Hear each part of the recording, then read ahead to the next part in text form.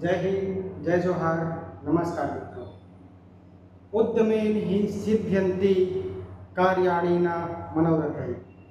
संस्कृत का एक बहुत ही प्रसिद्ध श्लोक है जिसमें कहा गया है कि कोई भी कार्य सिर्फ इच्छा करने से पूरा नहीं होता, उसके लिए हमको परिश्रम करना पड़ता है। मैं एक भारतीय ज्ञान परंपरा पे एक चैनल की शुरुआत करने जा रहा हूँ और उस चैनल का नाम है भारतीय ज्ञान परंपरा IKS by doctor DK Verma. अब इसकी ज़रूरत क्यों है? ढेरों आपको ज्ञान मिलेंगे यूट्यूब पे, बुक्स पे, लेकिन ये मेरा अपना पर्सनल इंटरेस्ट है क्योंकि छत्तीसगढ़ राज्य में मैं रहता हूँ और ये पूरा जंगलों से घिरा हुआ प्रदेश है। और आप सभी को पता है कि ये एक ऐसा प्रदेश है जो कि जंगलों से घिरा है, मतलब यहाँ पे औषधीय पौधों की भी भरमार है। और चूँकि मैं रसायन का प्रोफेसर भी हूँ, विद्यार्थी भी हूँ, काफ़ी जिज्ञासु भी हूँ और प्राचीन हमारे जो परंपरागत शास्त्र में ये सब औषधियों का, रोगों का उपचार लिखा है, उसका मैं बहुत बड़ा फैन हूँ। और मुझे लगता है कि दुनिया में ऐसा कोई भी रोग नहीं है, ऐसा कोई भी असाध्य रोग नहीं है जिसका निवारण या ट्रीटमेंट या उपचार आयुर्वेद में ना हो। तो पहले बात करते हैं हमारे छत्तीसगढ़ सरकार की, भारत सरकार की, जिन्होंने NEP 2020 लागू किया था 4 साल पहले, जिसका मतलब है राष्ट्रीय शिक्षा नीति। और उस राष्ट्रीय शिक्षा नीति में जो कि हमारे छत्तीसगढ़ राज्य में अभी इम्प्लीमेंट हुआ, उसमें प्रमुख रूप से सभी विषयों में जहाँ पे पॉसिबिलिटी है, संभावना है, वहाँ पे सरकार ने भारतीय ज्ञान परंपरा से संबंधित एक यूनिट कंपलसरी रखा हुआ है, जिसमें हमारे जो प्राचीन आयुर्वेदाचार्य रहे हैं, आचार्य रहे हैं, वैद्य रहे हैं, गणितज्ञ रहे हैं, फिजिसिस्ट रहे हैं और भी जो अलग अलग विषय के प्रकाट विद्वान रहे हैं, उन सभी का वर्णन है। तो मैं इसमें केमिस्ट्री का जो सिलेबस है, जिसमें अगर आप सिलेबस को देखना चाहते हो, जिसमें प्रमुख रूप से chemistry ancient India, chemistry chemical techniques in ancient India, general introduction, contribution of ancient Indian scientist in chemistry, metallurgy, dyes, pigment, cosmetic, Ayurveda, Charaka Samhita, ancient Indian chemist, their contribution and book, Rishi Kanad, Acharya Nagarjuna, Vagbhata, Govindacharya, Yashodhar ji, Ramachandran, Prafulla, AP Ray. ये कुछ जो पहले ज़माने से चले आ रहे हैं, लगभग वैदिक काल से अगर हम बात करें, वैदिक काल सबसे पहले जिसको हम वैदिक काल का नाम देते हैं, फिर आयुर्वेद काल, और वो अलग अलग कालों में जो खंड बटा हुआ है, हमारे जो भारतीय इतिहास रहा है, परंपरा रही है। तो सबसे पहले हम देखते हैं महर्षि सुश्रुत संहिता। इनकी एक बहुत ही फेमस आपको जो है लिटरेचर बुक मिलेगी, सुश्रुत।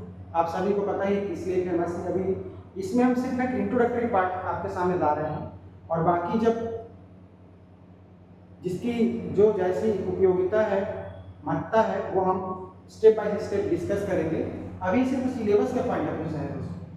दूसरा है महर्षि चरक संहिता, पतंजलि योग सूत्र, महाभाष्य, ये इनके जो है काव्य हैं, सॉरी इनके जो रचना है, ग्रंथ है, शास्त्र, ऋषि कणाद, वैशेषिका सूत्र, कणाद, एटॉमिक थ्योरी, तो केमिस्ट्री की अगर हम बात करें तो परमाणु संरचना, एटॉमिक थ्योरी, इन्होंने जो है सबसे पहले प्रपोज किया था। बाद में सब हम जो स्टडी करते हैं, नील्स बोर, है ना, रदरफोर्ड, ये सब तो बाद में आया। महर्षि नागार्जुना संहिता, पारे से सोना कैसे बनाया जाए, पारे से 18 संस्कारों के द्वारा सोना कैसे बनाया जाए, चांदी कैसे बनाया जाए, ये नागार्जुन संहिता में आपको मिलेगा। और ये सही है, फैक्ट है, ये होता था हमारे भारत में। महर्षि वाग्भट, अष्टांग संग्रह, अष्टांग हृदय संहिता, रस रत्न समुच्चय, ये ऐसे ग्रंथ है मित्रों जिसमें आपको पूरा खजाना मिलेगा। मैं तो उन सभी रिसर्चर से रिक्वेस्ट करूंगा जो वर्तमान में काफ़ी अच्छे रिसर्चर हैं, रिसर्च करना चाहते हैं, या फिर जो बच्चे अभी साइंस के फील्ड में अपना कुछ करना चाहते हैं, इसमें आपको लाखों टॉपिक्स मिलेंगे PhD करने के लिए। फॉर एग्जाम्पल भस्म हमारे भारतीय परंपरा में लाखों साल, हजारों सालों से चले आ रहा है, उसके द्वारा उपचार भी होता जा रहा है, लेकिन उसको नाम दे दिया गया नैनो टेक्नोलॉजी।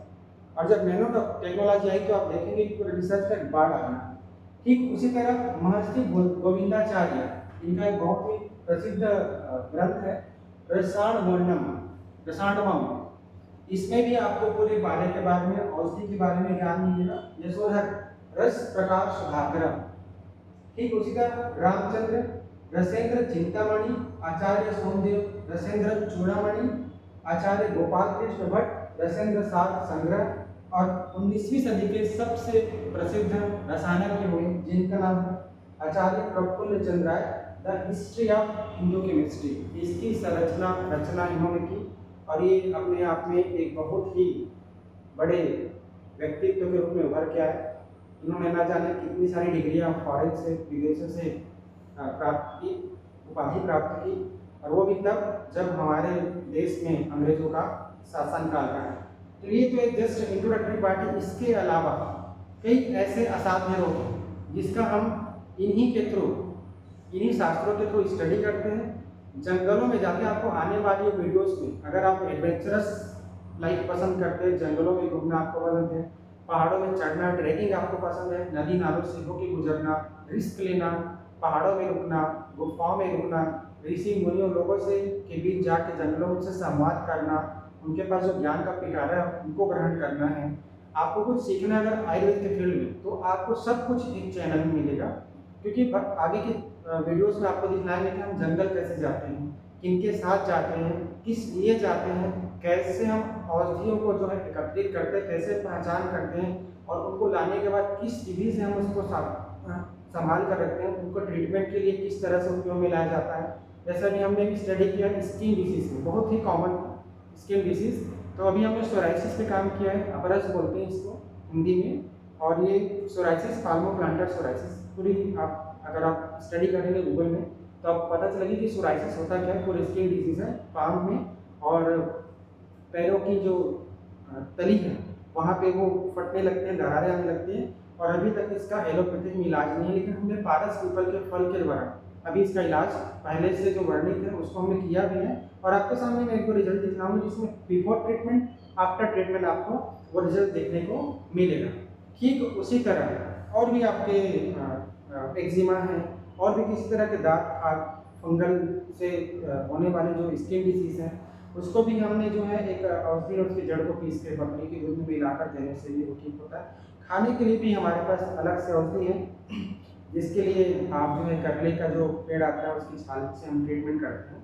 तो ये सारी चीज़ें हैं, और इसके लिए मैं अकेला नहीं, मेरे साथ जो है पुराने जो आयुर्वेदाचार्य हैं वो सब साथ में हैं, हम उनके साथ जाते हैं जंगलों में, उनसे सीखते हैं वो जो विद्या जो परंपरागत तरीके से उनको ट्रांसफर हुई, और ऐसे लोगों के बीच जाता हूँ जिनके पास जो लंगोटधारी, कोट वालों के पास तो हो सकता है कि सभी ज्ञान हो या कागजी नॉलेज हो, लेकिन जो लंगोटधारी हैं, जो जंगलों में रहते हैं, वास करते हैं, आसपास के गांव में आपको ऐसे वैद्य मिलेंगे जिनके पास असाध्य रोगों की दवाई है दोस्तों। तो मैं जब उनसे मिला, बात किया, तो मैं तो दंग रह गया कि मतलब हमारे बीच नॉन MBBS ऐसे ऐसे वैद्य हैं, डॉक्टर हैं, जिनके अगर ज्ञान को हम आत्मसात करें, अगर एंशिएंट साइंस को वर्तमान साइंस में, रिसेंट साइंस में अगर हम उसको अप्लाई करें तो आप क्या से क्या नहीं कर सकते।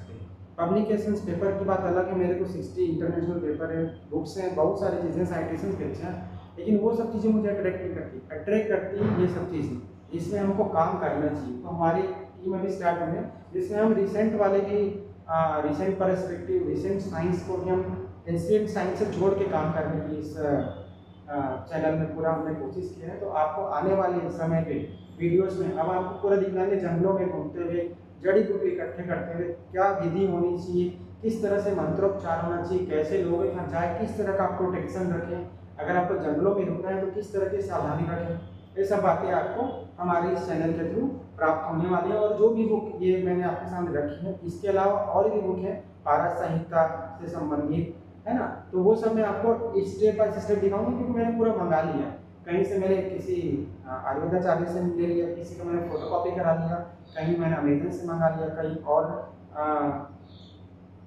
दिल्ली से मंगा लिया, उत्तर प्रदेश से, वाराणसी से, तो ये सब चौकम्बा स्तंभ से, तो जहाँ से मुझे पता चल रहा है मैं मंगाते जा रहा हूँ। कोशिश करता हूँ कि स्टडी करते जाऊँ और उसमें से जो एक्सट्रैक्ट है, फिल्टर है, उसमें से कुछ सीखूँ, कुछ आत्मसात करूँ, और जो भी इंटरेस्टेड है उनका भी स्वागत है। ऐसा नहीं कि हम स्पेसिफिक अपने लिए काम कर रहे हैं, समाज सेवा के नज़रिए से ये काम चालू किया गया है। लाइक सब्सक्राइब करने के लिए नहीं बोलूँगा, लेकिन अगर आपको लगे रिजल्ट दिखे तो आप उसको जरूर शेयर कीजिए, अप्लाई कीजिए, क्योंकि उसका अगर कोई फ़ायदा नहीं होगा तो लॉस भी नहीं होगा। लेकिन मैं आपको गारंटी देता हूँ, अभी तक हमने पूरे जितने भी ट्रीटमेंट किए सही तरीके से, सही मन से, सही विधि से, तो हमको उसका परिणाम मिला है। तो नमस्कार दोस्तों, जय हिंद, जय जोहार।